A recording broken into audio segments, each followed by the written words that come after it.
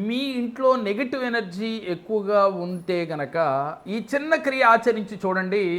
ఎలాంటి negative energy ఉన్నా తొలగిపోతుంది. నెగెటివ్ ఎనర్జీ ఉన్న ఇంట్లో ఎవ్వరూ మనశ్శాంతిగా ఉండరు. ఎప్పుడు ఏదో ఒక టెన్షన్ పడుతూనే ఉంటారు. ఇంట్లో ఏదో ఒక చిన్న చిన్న గొడవలు అవుతూనే ఉంటాయి. అలాగే అధిక ఖర్చులు అవుతూ ఉంటాయి. అలా ఏ ఇంట్లో ఉన్నా ముందు మీ ఇంట్లో నెగిటివ్ ఎనర్జీ ఉందని గ్రహించి ఈ చిన్న క్రియని పాటించి చూడండి.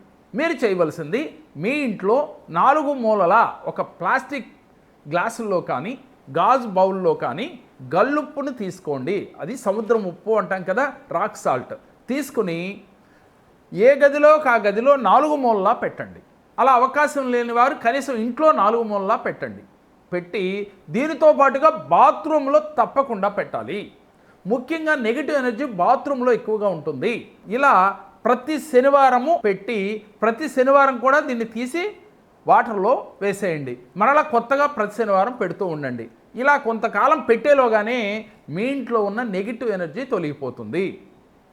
దీనితో పాటుగా మీ ఇంటిని ఎప్పుడూ కూడా నీట్గా ఉంచుకోవాలి. బూజులు లేకుండా చూసుకోవాలి. అలాగే మీ వాడని వస్తువులు, అలాగే పగిలిపోయిన వస్తువులు, అలాగే మూలను దాచిపెడుతూ ఉంటారు కదా కొంతమంది, అలాంటి వస్తువులు ఏమైనా ఉంటే వాడనివి అవి తీసి బయటపడేయాలి. లేదు ఎవరికైనా ఉపయోగపడితే వారికి ఇవ్వాలి. ఇలా చేయటం వల్ల ఇంట్లో నెగిటివ్ ఎనర్జీ ఉండదు. ప్రతినిత్యం మనకి ఏదో ఒక ఇబ్బందులు కలుగుతున్నాయి అనుకునేవారు నెగిటివ్ ఎనర్జీ ఉంటేనే అలా జరుగుతుంది. కాబట్టి మీ ఇంట్లో ఈ నెగిటివ్ ఎనర్జీ వెంటనే తొలగాలి అంటే ఈ చిన్న క్రియ చేయాలి. సొంత ఇంటి కల నెరవేరాలి అనుకునే ప్రతి ఒక్కరూ కూడా మీరు అద్దింట్లో ఉన్నప్పటికీ కూడా ఆ ఇంటిని నీట్గా ఉంచుకోవటం, అలాగే ప్రేమించటం, ఏదైతే మీరు ఎక్కువగా దేన్నైతే ప్రేమిస్తున్నారో అది మనకి దక్కి తీరుతుంది అని లా ఆఫ్ అట్రాక్షన్ చెప్తా ఉంది. నమస్కారం అండి, నా పేరు సుబ్బారావు. నేను విజయవాడ నివాసినండి.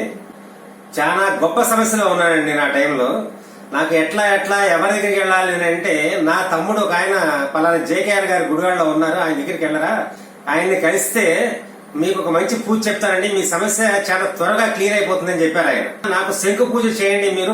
ఆ పూజ చేసిన తర్వాత నాకు నేను అనుకోని విధంగా ఎట్లాగంటే చాలా క్లియర్ గా మబ్బులు విడిపోయినట్టు అంత సులువుగా నాకు ఆ పరిష్కారం దొరికిందండి ఆ సమస్యకి.